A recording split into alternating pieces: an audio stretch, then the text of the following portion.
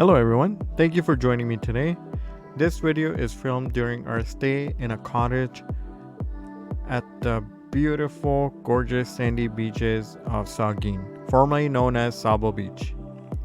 Bike has gone through its first service, we have crossed breaking point threshold, and this is a review of how it feels and thoughts after purchase.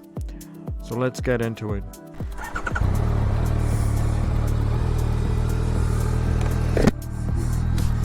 And we're off, heading home.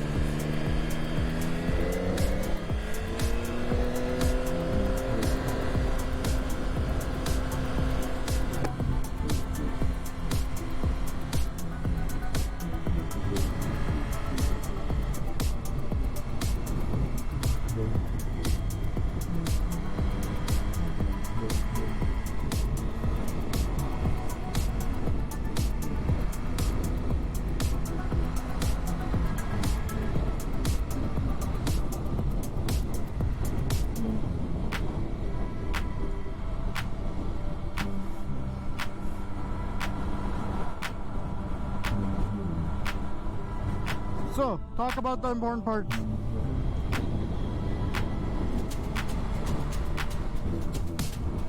For example, after first service, after the first service, I got it done about 1300 kilometers. And after 1300 kilometers,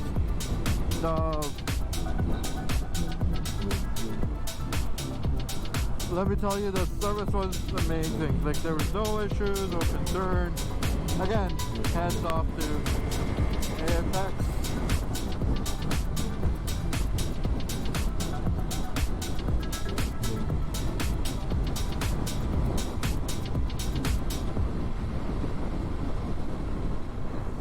But the biggest part, which I want to highlight with the service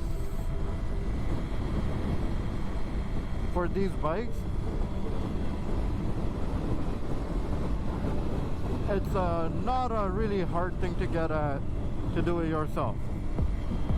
And if you are a little handy, if you owned a few bikes, this would not give you any issues. Unless you're on a finance and a whole different story. That's a whole other chapter. But yeah, it should take, it's not out of the world kind of task. This is a very achievable task. But this is a little bit of, it's been a little bit of a while. I've been riding this bike somewhere about 2,000 something kilometers so far. 2,260, I believe that's the exact number, somewhere here, right there. Yeah. So it's amazing. Like, no issues, no concerns, no problems.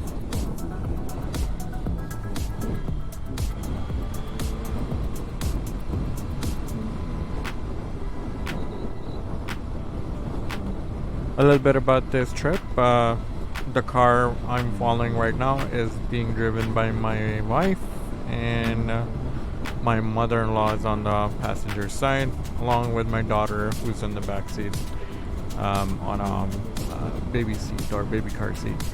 She is keep trying to turn and look at me, but I can't see it. The only thing I see is just her forehead kind of peeked through on the side in the back, but it's pretty restrictive, so she can't turn.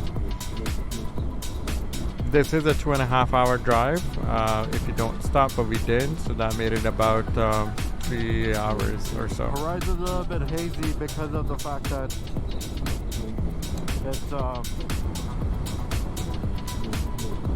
the fires out west, which are causing a little issues. I do want to point you guys attention to my display right now. You do see on the left side it's a turn-by-turn display for directions, and you do see a live map there as well. It is interchangeable. It does give you the speedometer or like speed limits and everything, and then you can change the view as well while you're riding it. It will just give you a list or actual turn-by-turn. It's amazing. The bike's so smart. The connectivity is through Bluetooth, and currently the Bluetooth's in my side pack on my leg. If you look on the left side, I am carrying a leg carrier bag. That's usually where I carry my either insurance or those documents, and then a cell phone or first aid kit. I do also want to talk about the bike has steel braided wires, and that's how they came from factory. These are factory provided steel braided cables for throttle and for brake and everything else. That's a premium quality bike. It does also give you USB-C cable in the back for charging. If you have something you're looking to charge, you can charge it there. It can go into underneath the passenger seat. It's amazing the things they put into it to get it out of the door into a consumer's hand. I'm so proud of Yamaha for what they did.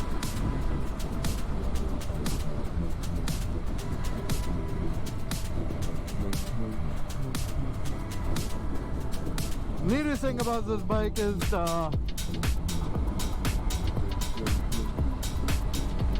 it handles. After the first service, the throttle's a little bit more open, more responsive, and I gotta tell you guys, it's amazing. It has blown me away what it can do, or the capabilities of it. I've not taken it to the track. This has been all just highway or commuting kilometers to my work. It's quite a bit of work, quite a bit of ways away. 66 something kilometers on average, 61 way. And it's not a small commute. It's a big commute. On this bike, it's a pretty sweet commute on this bike. The quick shifter helps helps out amazingly, works amazingly. Very this is my first quick shifter, so I wouldn't know any difference, just fair bit of warning, but never had issues. And when the bike's not ready, it won't let you shift. If your RPM's not matching or anything, it won't let you shift.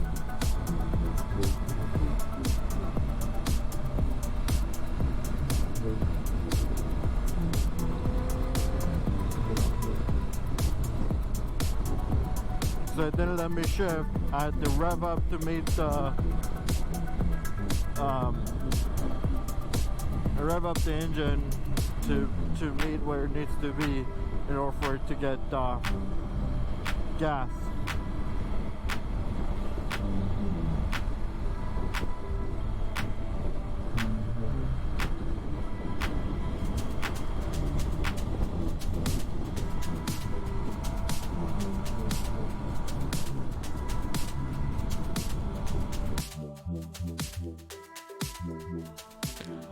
I'm trying to get my wife's attention here. I tried to gesture, but she didn't see, so I had to wait so she actually looks.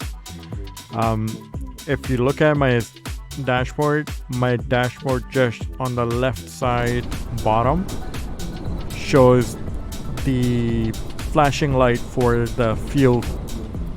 I'm out of fuel. I have maybe about 10 kilometers left or so. Let's see if she catches on.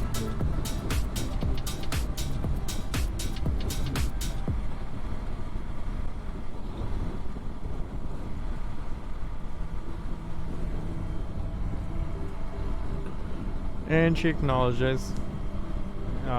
She's gonna give me a call in a couple of minutes to let me know she understood. But yeah, she saw the sign, me pointing towards the tank.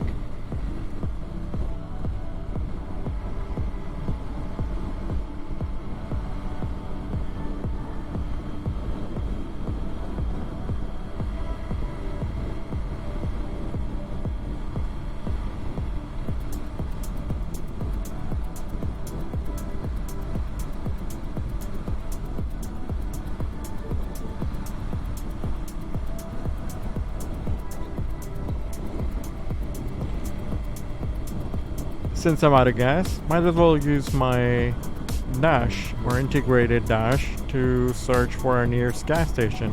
If you look on my dash right now, I'm trying to put in the destination for the nearest gas station, provide me a few options which are available, and then it automatically give me step by step to the nearest gas station. And it updated my map as well, added as a stop in between the destination to my home. This is a very great example of how integrated the map is, how accessible the dash is, and for a situation like this, instead of me pulling over, which would be a good idea if I was not familiar with the road, but this was an excellent example.